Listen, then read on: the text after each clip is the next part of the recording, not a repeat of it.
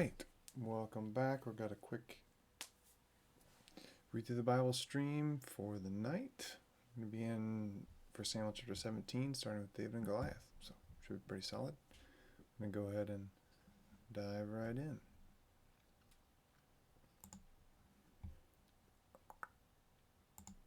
And here we go.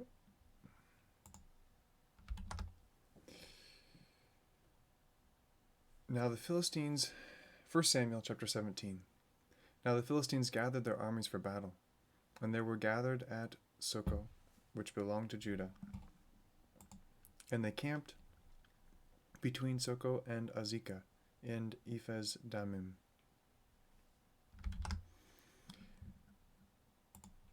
Saul and the men of Israel gathered and camped in the valley of Elah, and drew up in battle array to encounter the Philistines.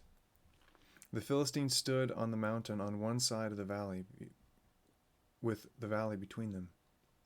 With the mountain on one side, on the other side, with the valley between them. Then a champion came out from the armies of the Philistines named Goliath from Gath, whose height was 6 cubits and a span. He had a bronze helmet on his head, and he was clothed with scale armor, which weighed 5,000 shekels of bronze. He also had a bronze greaves on his legs, and a bronze javelin slung between his shoulders. The shaft of his spear was like a weaver's beam, and the head of his spear weighed 600 shekels of iron. His shield carrier also walked before him. He stood and shouted to the ranks of Israel and said to them, "Why do you come out and draw up in battle array? Am I not the Philistine, and you the servants of Saul? Choose a man for yourselves, and let him come down to me. If he is able to fight with me and kill me, then I will become your servant. Then we will become your servants. But if I prevail against him and kill him, then you shall become our servants and serve us." Again the Philistine said, "I defy the ranks of Israel this day. Give me a man that we may fight together." When Saul and all Israel heard these words of the Philistine, they were dismayed and greatly afraid. Now David was one of the sons of the Ephrathite of Bethlehem in Judah, whose name was Jesse. And he had 8 sons, and Jesse was old in the days of Saul, advanced in years among men. The 3 older sons of Jesse had gone after Saul to the battle, and the names of his 3 sons who went to the battle were Eliab the firstborn, and second to him Abinadab, and the third Shammah. And David was the youngest. Now the 3 oldest followed Saul, but David went back and forth from Saul to tend his father's flock at Bethlehem. The Philistine came forward morning and evening for 40 days, and took his stand. Then Jesse said to David his son, "Take now for your brothers an ephah of the roasted grain and these 10 loaves, and run to the camp of your brothers. Bring also these 10 cuts of cheese to the commander of their 1,000, and look into the welfare of your brothers, and bring back news of them. For Saul and they and all the men of Israel are in the valley of Elah, fighting with the Philistines."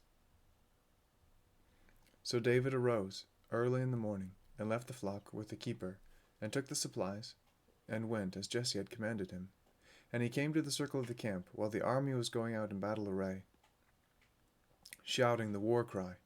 Israel and the Philistines drew up in battle array against army. Then David left his baggage in the care of the baggage keeper, and ran to the battle line, and entered in order to greet his brothers. As he was talking with them, behold, the champion, the Philistine from Gath named Goliath, was coming up from the army of the Philistines, and he spoke these same words, and David heard them. When the men of Israel saw the man, they fled from him, and were greatly afraid. The men of Israel said, "Have you seen this man who is coming up? Surely he is coming up to defy Israel. And it will be that the king will enrich the man who kills him with great riches, and will give his daughter, and make his father's house free in Israel." Then David spoke to the men who were standing by him, saying, what will be done for the man who kills the Philistine and takes away the reproach from Israel? For who is this uncircumcised Philistine, that he should taunt the armies of God, of the living God?"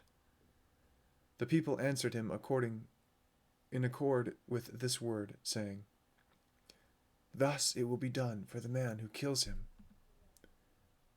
Now Eliab, his oldest brother, heard when David spoke to the men, and Eliab's anger burned against David, and he said, "Why have you come down? And with whom have you left those few sheep in the wilderness?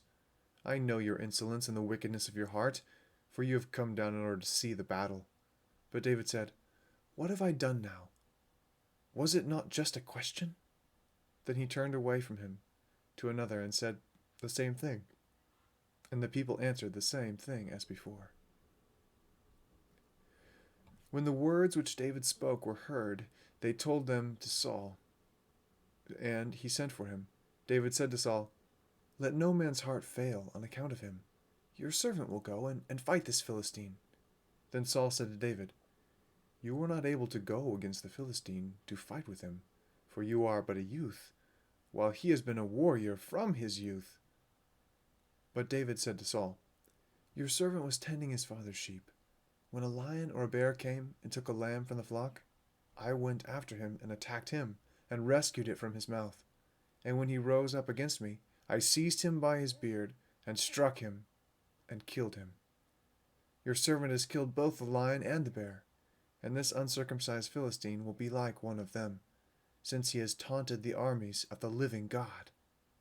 And David said, "The Lord, who delivered me from the paw of the lion and from the paw of the bear, he will deliver me from the hand of this Philistine." And Saul said to David, "Go, and may the Lord be with you." Then Saul clothed David with his garments and put a bronze helmet on his head, and he clothed him with armor.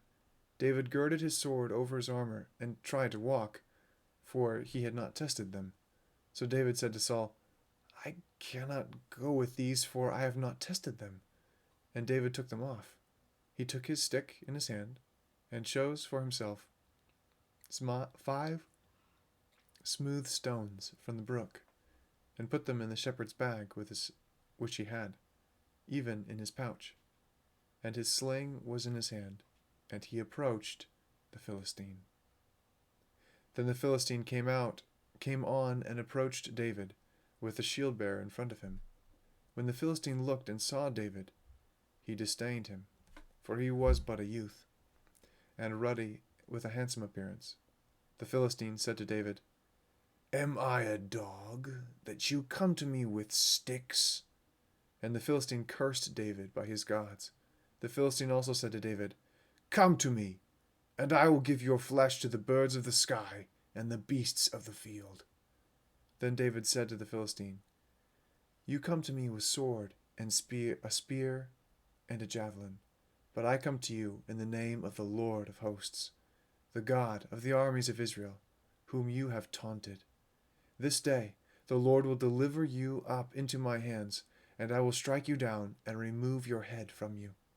And I will give the dead bodies of the army of the Philistines this day to the birds of the sky and the wild beasts of the earth, that all the earth may know that there is a God in Israel, and that all this assembly may know that the Lord does not deliver by sword or by spear, for the battle is the Lord's, and he will give you into our hands."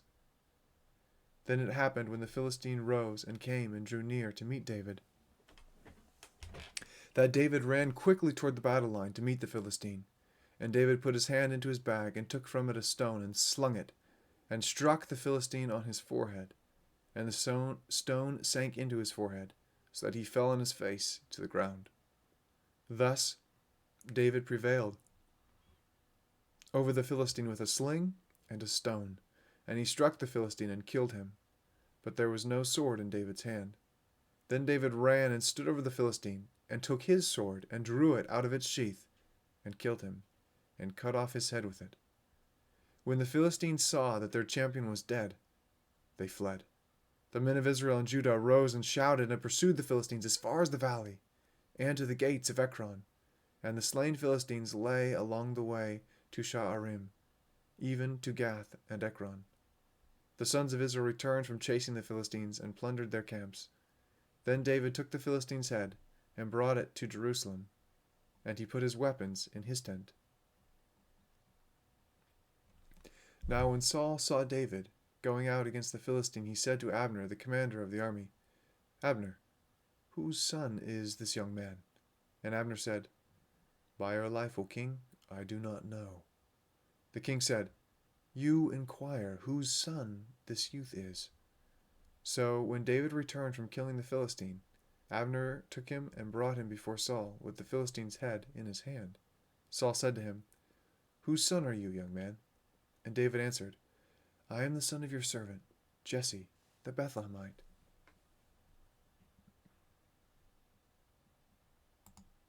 Woohoo! Go, David! 1 Samuel, chapter 18. Now it came about, when he had finished speaking to Saul, that the soul of Jonathan was knit to the soul of David, and Jonathan loved him as himself. Saul took him that day and did not let him return to his father's house. Then Jonathan made a covenant with David, because he loved him as himself. Jonathan stripped himself of the robe that was on him and gave it to David, with his armor, including his sword and his bow and his belt. So David went out wherever Saul sent him, and prospered. And Saul set him over the men of war. And it was pleasing in the sight of all the people, and also in the sight of Saul's servants. It happened, as they were coming, when David returned from killing the Philistine, that the women came out of the cities of Israel, singing and dancing, to meet King Saul with tambourines, with joy, and with musical instruments. The women sang as they played and said, Saul has slain his thousands, and David his 10,000s. Then Saul became very angry, for the saying displeased him. And he said, They have ascribed to David 10,000s, but to me they have ascribed thousands. Now what more can he have but the kingdom? Saul looked at David with suspicion from that day on. Now it came about on the next day, that an evil spirit from God came mightily upon Saul, and he raved in the midst of the house, while David was playing the harp with his hand, and as usual, and a spear was in Saul's hand. Saul hurled the spear, for he thought, I will pin David to the wall. But David escaped from his presence twice. Now Saul was afraid of David, for the Lord was with him, but had departed from Saul. Therefore Saul removed him from his presence, and appointed him as commander of 1,000. And he went out and came in before the people. David was prospering in all his ways, for the Lord was with him. When Saul saw that he was prospering greatly, he dreaded him. But all Israel and Judah loved David, and he went out and came in before them. Then Saul said to David, Here is my older daughter Merab. I will give her to you for a wife. Only be a valiant man for me, and fight the Lord's battles. For Saul thought, My hand shall not be against him, but let the hand of the Philistines be against him. But David said to Saul, Who am I? And what is my life, or my father's family in Israel, that I should be the king's son-in-law? So it came about at the time when Merab, Saul's daughter, should have been given to David, that she was given to Adriel, the Maholathite, for a wife. Now Michal, Saul's daughter, loved David. When they told Saul the thing was agreeable to him, Saul thought, I will give her to him, that she may become a snare to him, and that the hand of the Philistines might be against him. Therefore Saul said to David, For a second time, you may be my son-in-law today. Then Saul commanded his servants, Speak to David secretly, saying, Behold, the king delights in you, and all his servants love you. Now therefore become the king's son-in-law. So Saul's servants spoke these words to David, but David said, Is it trivial in your sight to become the king's son-in-law, since I am a poor man and lightly esteemed? The servants of Saul reported to him according to these words which David spoke. Saul said to them, Thus you shall say to David, The king does not desire any dowry except 100 foreskins of the Philistines to take vengeance on the king's enemies. Now Saul planned to make David fall by the hand of the Philistines. When his servants told David these words, it pleased David to become the king's son-in-law. Before the days had expired, David rose up and went, he and his men, and struck down 200 men among the Philistines. Then David brought their foreskins, and they gave them in full number to the king, that he might become the king's son-in-law. So Saul gave Michal, his daughter, for a wife. When Saul saw and knew that the Lord was with David, and that Michal, Saul's daughter, loved him, then Saul was even more afraid of David. Thus Saul was David's enemy continually. Then the commanders of the Philistines went out to battle, and it happened, as often as they went out, that David behaved himself more wisely than all the servants of Saul, so his name was highly esteemed.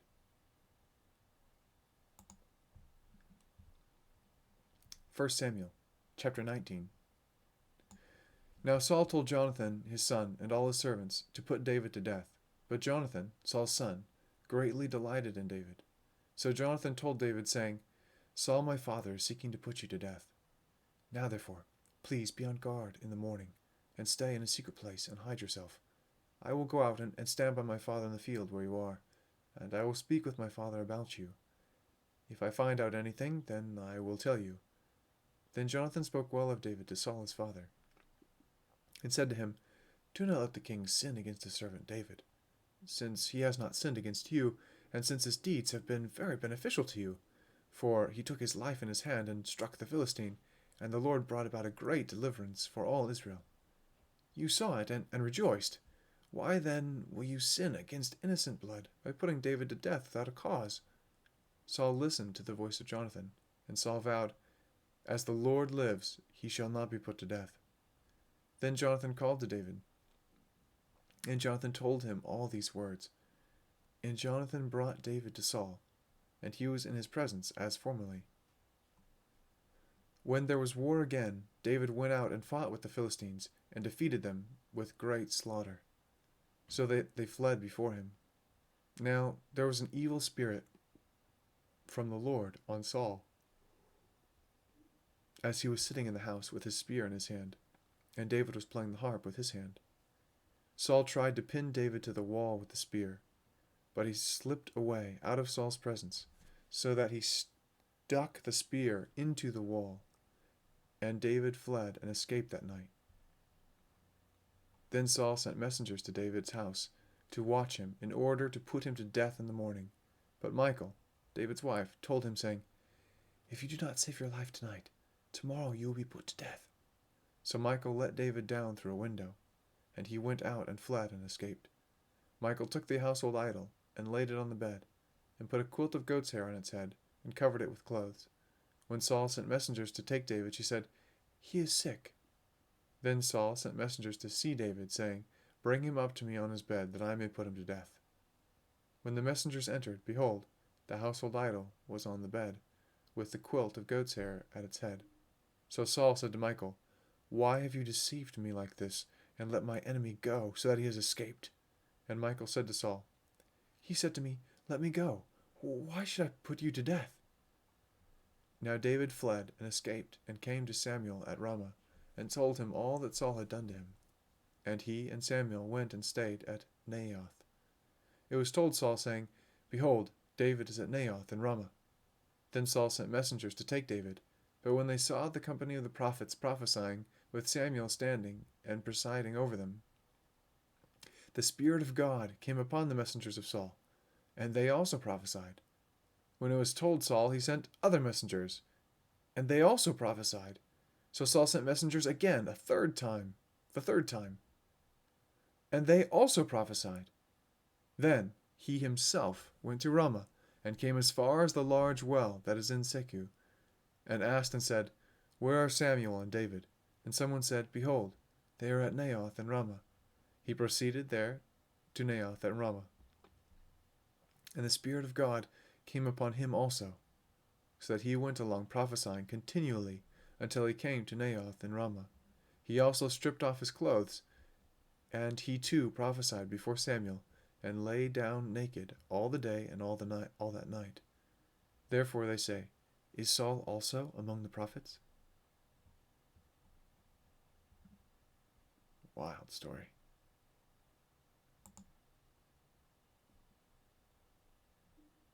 20. 1 Samuel chapter 20. Then David fled from Naioth and Ramah, and came and said to Jonathan, what have I done? What is my iniquity, and what is my sin before your father, that he is seeking my life? He said to him, far from it. You shall not die. Behold, my father does nothing, either great or small, without disclosing it to me. So why should my father hide this thing from me? It is not so. Yet David vowed again, saying, your father knows well that I have found favor in your sight, and he has said, do not let Jonathan know this, or he will be grieved. But truly, as the Lord lives, and as your soul lives, there is hardly a step between me and death. Then Jonathan said to David, whatever you say, I will do for you. So David said to Jonathan, behold, tomorrow is the new moon, and I ought to sit down and eat with the king. But let me go, that I may hide myself in the field until the third evening. If your father misses me at all, then say, David earnestly asked leave of me to run to Bethlehem, his city, because it is the yearly sacrifice there for the whole family. If he says, it is good, your servant will be safe. But if he is very angry, know that he has decided on evil. Therefore, deal kindly with your servant, for you have brought your servant into a covenant of the Lord with you. But if there is iniquity in me, put me to death yourself. For why then should you bring me to your father? Jonathan said, far be it from you, for I should indeed learn that evil. For if I indeed should learn that evil has been decided by my father to come upon you, then would I not tell you about it? Then David said to Jonathan, who will tell me if your father answers you harshly? Jonathan said to David, come, let us go into the field. So both of them went out into the field. Then Jonathan said to David, the Lord, the God of Israel, be witness. When I have sounded out my father about this time book tomorrow, or the third day, behold, if there is good feeling toward David, I shall not then send to you. Shall I not then send to you and make it known to you? If it please my father to do you harm, may the Lord do so to Jonathan, and more also, if I do not make it known to you and send you away, that you may go in safely. And may the Lord be with you, as he has been with my father. If I am still alive, will you not show me the loving kindness of the Lord, that I may not die? You shall not cut off your loving kindness from my house forever, not even when the Lord cuts off every one of the enemies of David from the face of the earth. So Jonathan made a covenant with the house of David, saying, may the Lord require it at the hands of David's enemies. Jonathan made David vow again, because of his love for him, because he loved him as he loved his own life. Then Jonathan said to him, tomorrow is the new moon, and you will be missed, because your seat will be empty. When you have stayed for 3 days, you shall go down quickly, and come to the place where you hid yourself on that eventful day, and you shall remain by the stone Eziel. I will shoot 3 arrows to the side, as though I shot at a target, and behold, I will send the lad, saying, go find the arrows.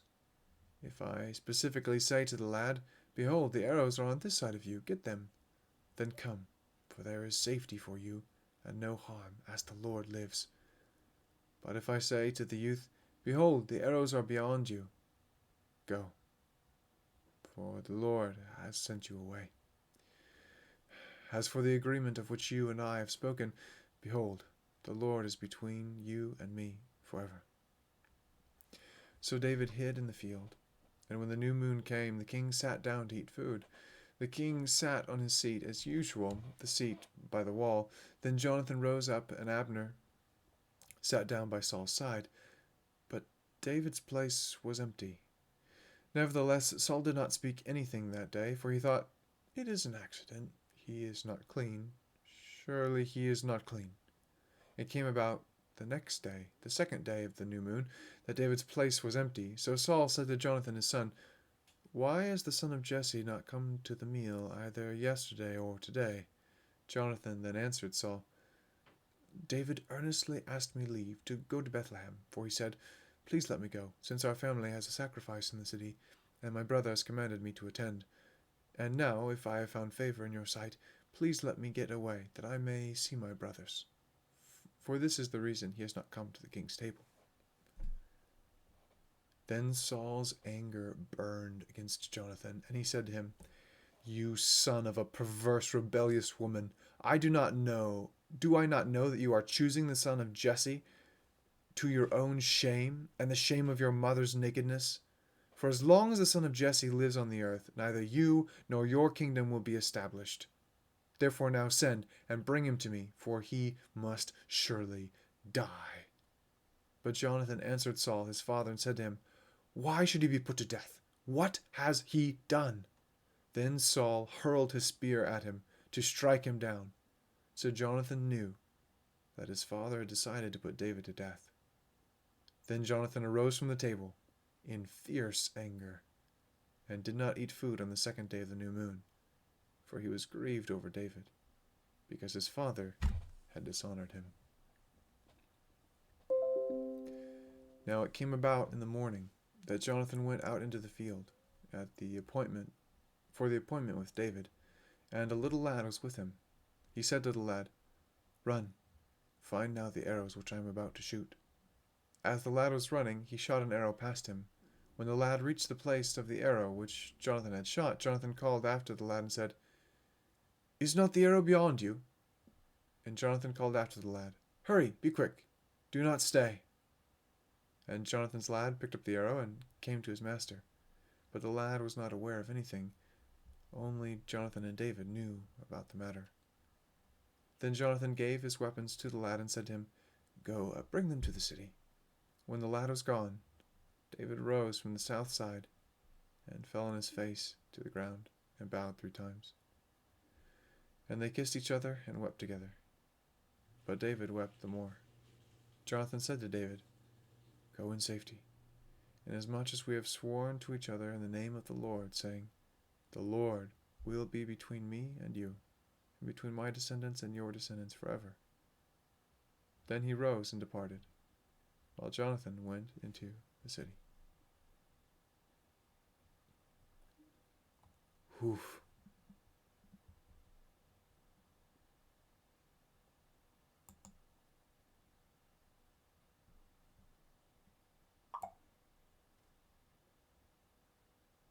This one's not too long. We can probably make it, or close. 1 Samuel chapter 21. Then David came to Nob, to Abimelech the priest, and Abimelech came trembling to meet David and said to him, "Why are you alone and no one with you?"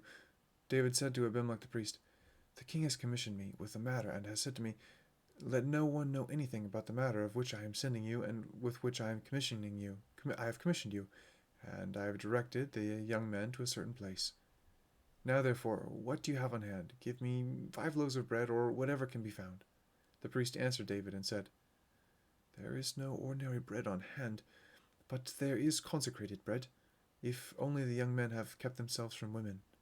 David answered the priest and said to him, "Surely women have been kept from us, as previously when we set out, and the vessels of the young men were holy, though it was an ordinary journey. How much more than today will their vessels be holy?" So the priest gave him consecrated bread, for there was no bread there but the bread of the presence, which was removed from before the Lord, in order to put hot bread in its place when it was taken away. Now one of the servants of Saul was there that day, detained before the Lord, and his name was Doeg the Edomite, the chief of Saul's shepherds. David said to Abimelech, "Now, is there not a spear or a sword on hand? For I brought neither my sword nor my weapons with me, because the king's matter was urgent." The priest said, "The sword of Goliath the Philistine, whom you killed in the valley of Elah, behold, it is wrapped in a cloth behind the ephod. If you would take it for yourself, take it, for there is no other except it here." And David said, "There is none like it. Give it to me." Then David arose and fled that day from Saul, and went to Achish, king of Gath. But the servants of Achish said to him, "Is this not David, the king of the land? Did they not sing of this one as they danced, saying, 'Saul has slain his thousands, David his 10,000s'?" David took these words to heart and greatly feared Achish, king of Gath. So he disguised his sanity before them and acted insanely in their hands, and scribbled on the doors of the gate, and let his saliva run down into his beard.